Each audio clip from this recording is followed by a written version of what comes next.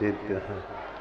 अहिंसा परमो धर्म की, आचार्य गुरुवर से कुंद कुंद भगवान की, आचार्य गुरुवर से ज्ञान सागर मुनि महाराज की। आज जगह बहुत कम पड़ रही है,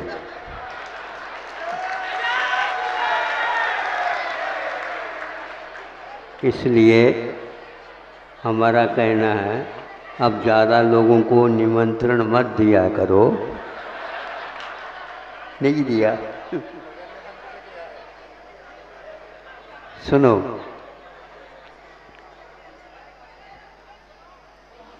कितने भी करो कुछ ऐसे परिणाम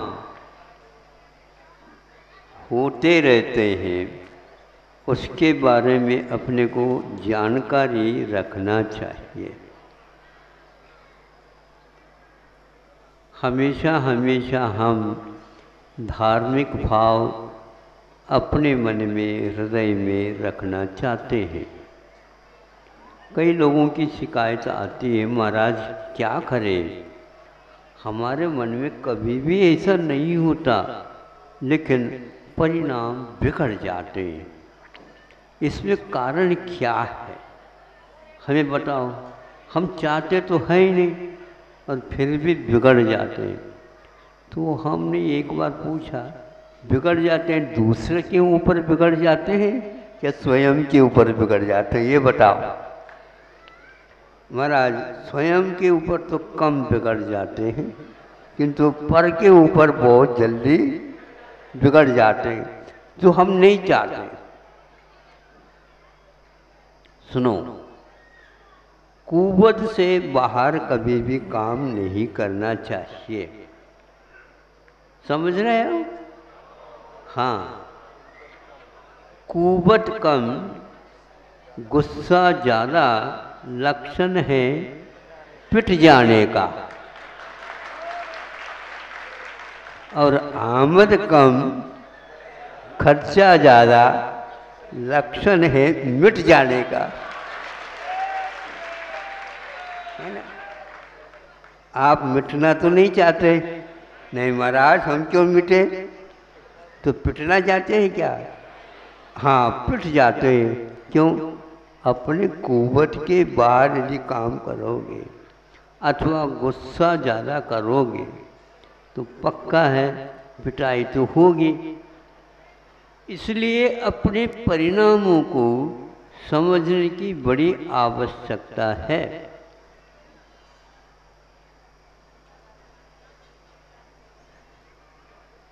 जब इस प्रकार के परिणाम होने लग जाते हैं, उस समय हम और को भी प्रासंगिक कार्य करना बंद कर दें कुछ समय के लिए, और कुछ समय के लिए भी भगवान इस प्रकार जो दुर्घटना घटने की संभावना हो गई वो न घटे ऐसा भाव करेंगे तो अवश्य है आपका वह टल सकता है। ये परिणामों की विचित्रता होती है, उसके बिना हम चल भी नहीं सकते, लेकिन परिणाम बिगड़ जाते हैं तो चलना फिरना सारा मुश्किल हो जाता है।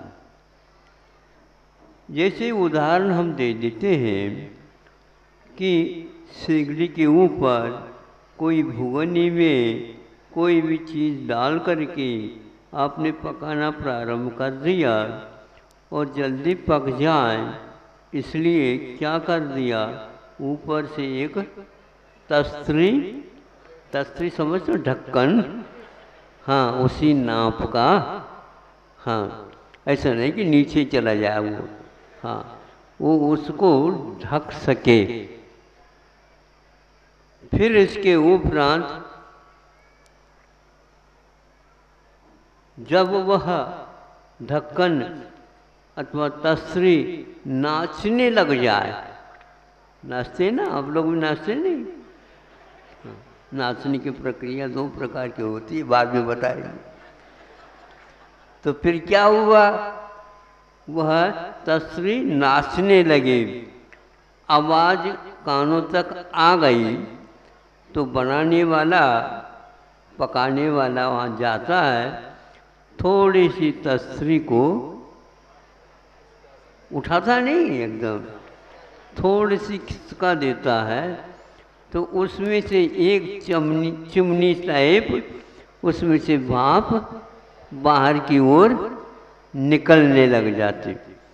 फिर वह तस्री कुछ भी बोलती नहीं और भीतर की वह पकने की क्रिया तो चलती रहती है।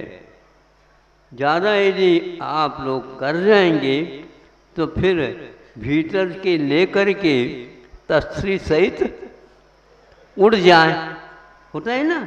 इसीलिए अपने परिणामों को भी इसी प्रकार समझ लेना।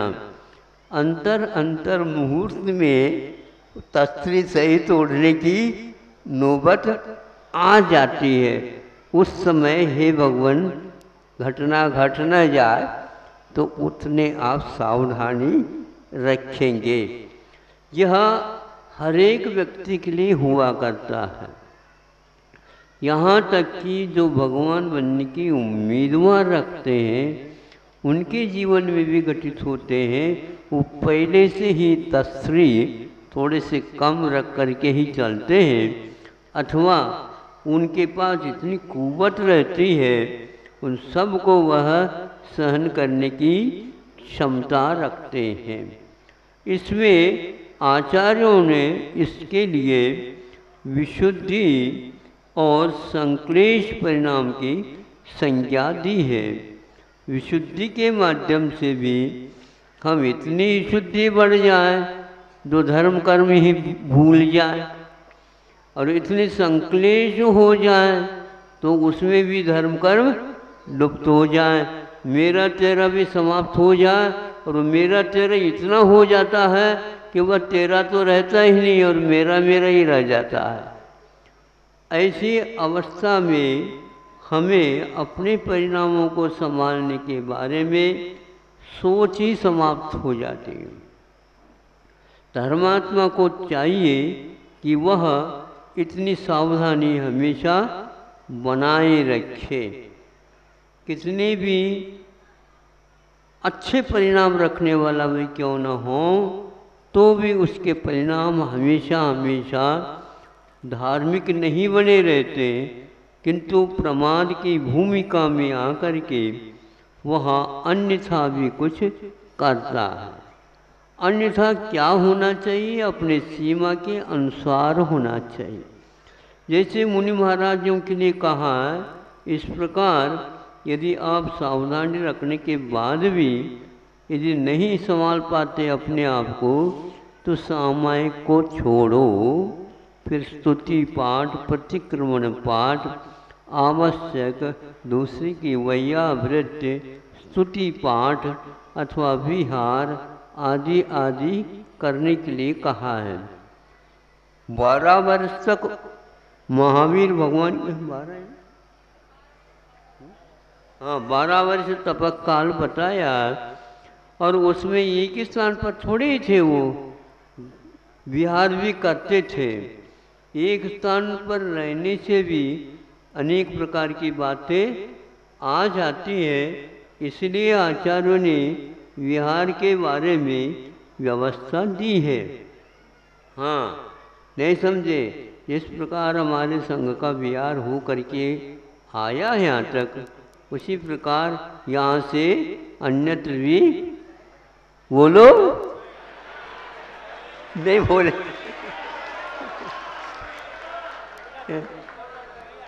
होश हवा से उड़ गया। नहीं यार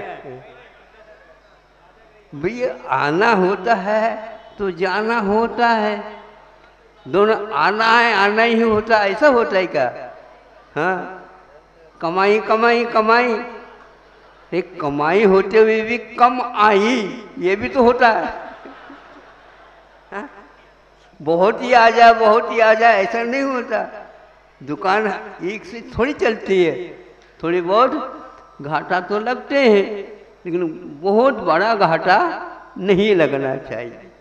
इतना तो ठीक है, कमाई तो होती है लेकिन थोड़ी सी कम आ जाती है, फिर बड़ाई मत किया करो दुकान की। कभी कभी दुकान की बड़ाई करेंगे ना तो फिर कमाई कम हो जाती है, इसलिए सावधानी रखो और करो। प्रशंसा आदि की भूख नहीं होते हुए भी इन प्रसंगों में वह प्रशंसा भी मिल सकती है और परिचय भी मिल सकते हैं, अनादर भी हो सकता है।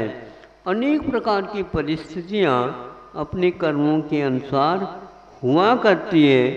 उस समय अपने आप के परिणामों को बहुत ही जोखिम के साथ सुरक्षित रखना चाहिए। यदि नहीं रखते हैं तो वह तस्री उड़ करके फेंक जाएगी और भीतर की पूरी खिचड़ी बस बाहर आ जाएगी। अब क्या खाओगे? हाँ, इसलिए अपने परिणामों को जो वृत्ति है अथवा सम्यक दृष्टि है वह अपने धार्मिक परिणामों को, अपने आचरण संबंधी परिस्थिति को व्यवस्थित रखने के लिए हमेशा सावधानी की आवश्यकता है। हर कार्य में, हर क्षेत्र में हमें यदि धर्म का पालन करना हो तो निश्चित रूप से अपने को करना चाहिए। यह परिणामों को संभालने के लिए इस उदाहरण को आप अपने पास अच्छे ढंग से रखिए, काम में आ जाएगा। ऐसा नहीं कि ज़्यादा उसको रख दिया अन्यत्र, नहीं। हर काम के समय पर यह तस्री और भुगनी और सिगड़ी, हाँ, अनुपात से ही आग लगाई जाती है, अनुपात से ही कोयले डाले जाते हैं, अनुपात में ही हवा दी जाती है। ये सारे के सारे हमारे परिणामों को संयत बनाने के साधन हैं, अन्यथा उसका भयानक परिणाम कुछ भी निकल सकता है। इसलिए सावधानी रखना, श्रावक हो अथवा श्रमण हो, दोनों के लिए आवश्यकता है। समय आपका हो गया है, थोड़ी सी ज़्यादा समय बोलियों में हो गई अपने, इसलिए तो हम आज कहते हैं ये बोली जब होने लग जाते हैं ये भूल जाते हैं महाराज जी बैठे हैं क्या नहीं बैठे। बोलियों के ऊपर इतना दृष्टि चली जाती है।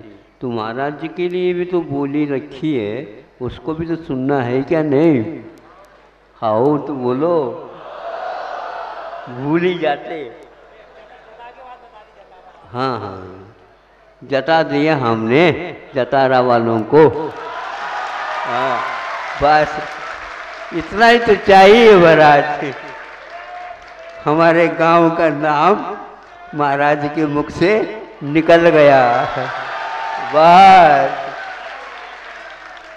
देखो सुनो, ज़्यादा जताना ठीक नहीं होता। टीकमगढ़ वाले क्या कम है? इसलिए ज़्यादा नहीं प्रशंसा। इसलिए तो कह रहा था, हाँ, उस आवाज़ से तस्री कहीं उड़ न जाए, ध्यान में रखो। वेग बहुत बड़े बड़े हुआ करते हैं कर्मों के, विशुद्धि और संक्लेश दोनों प्रकार के परिणाम हम लोगों के लिए आवश्यक हैं। लेकिन संक्लेश में धर्म ध्यान छूट न जाए और धर्म ध्यान बना रहे तो बहुत अच्छा रहता है। थोड़ा थोड़ा संक्लेश होता रहता है, वह स्वाभाविक है। कर्म के वियोग वेग में ऐसा होता है। इसको तो सब लोगों को सहन करना है। धर्म भी कर रहे हैं और ये भी सहन कर रहे हैं। सहन करने का नाम ही धर्म ध्यान है, इसको याद रखिए। क्या कहा? हाँ, कई लोग ये कहते हैं महाराज ऐसे कौन से कर्म का उदय है, क्यों क्या हो गया है बताओ। महाराज बहुत दिन हो गया, काय खिला दे।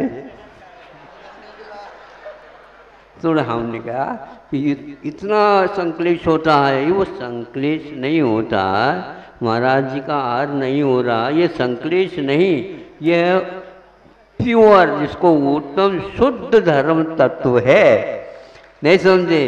तो अच्छी बात जो है ना हमेशा हमेशा दिमाग में रहना बहुत कठिन होता महाराज, लेकिन तो कभी कभी मन बिगड़ जाता है, तो उसी को तो लगाम रखना है। ये भी धर्म ध्यान है।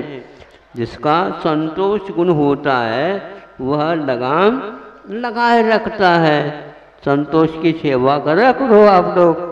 संतोषी देवी होते ही ना, हर एक के पास संतोषी देवी होना चाहिए और उसकी सेवा होना चाहिए। महाराज फिर भी सेवा होती होती कितनी सीमा तक करें हम। अरे जब तक सफलता नहीं मिलती तब तक सेवा करें। फिर भी महाराज दूसरे के लिए तो सफलता मिल जाती है और हमारी सफलता नहीं मिल पाती। यही तो आपका दीर्घ धर्म ध्यान का अवसर है। उसके पास इतना है ही नहीं। हाँ, जब तक पास नहीं होते तब तक तो प्रयास पुरुषार्थ जारी रहता है, वह ज़्यादा उसको अनुभव बढ़ रहा है, ऐसा मैं समझता हूँ। वो संक्लेश नहीं, वह तो धर्म ध्यान है। यह 7 गुणों में एक संतोष गुण आया है। आप लोग अपने गुणों को याद रखा करो। दूसरे के गुणों को तो याद रखते हो, लेकिन स्वयं के गुणों को भी याद रखा करो और अपने दोषों को भी याद रखा करो। दूसरे के गुणों को बोलो याद रखें। देखो, दूसरे के गुणों को याद नहीं रखते, इसका अर्थ ये हो गया। और नहीं चाहते हुए भी दूसरे के दोष याद आ जाते हैं। इसलिए पर गुणों के याद करना, दूसरे के दोषों को ढकना, अपने दोषों को उगाड़ना और अपने गुणों को ढकना। हाँ, इससे कर्म की निर्जरा होती है। आपको निर्जरा करना है ना। हाँ, केवल निर्जरा तत्व को रटने मात्र से कर्म की निर्जरा नहीं होती, इसको याद रखेंगे। अहिंसा परमो धर्म की।